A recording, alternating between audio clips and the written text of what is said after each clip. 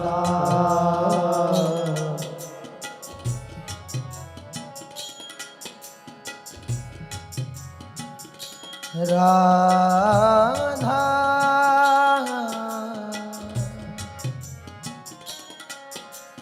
Radha Radha Radha Radha Radha Radha Radha Radha Radha Radha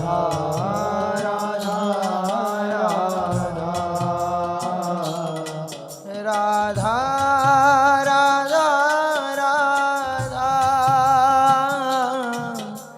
Radha Radha Radha Radha Radha Radha हाय Radha Radha Radha Radha Radha Radha Radha Radha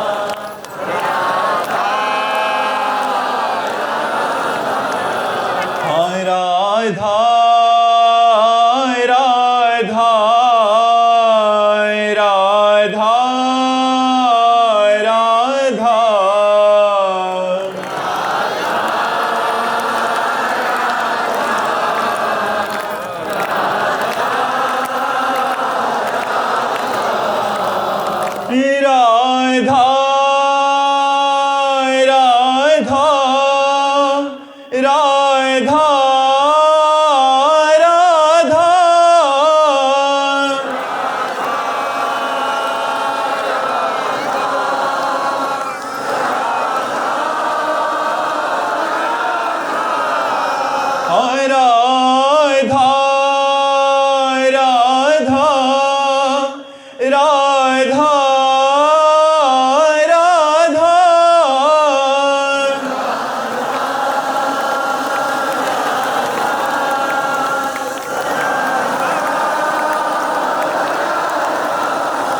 हाय Radha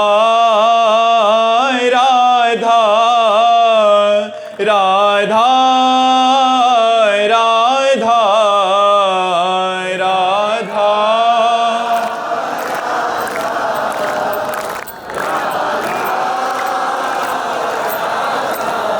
हाय Radha Radha Radha Radha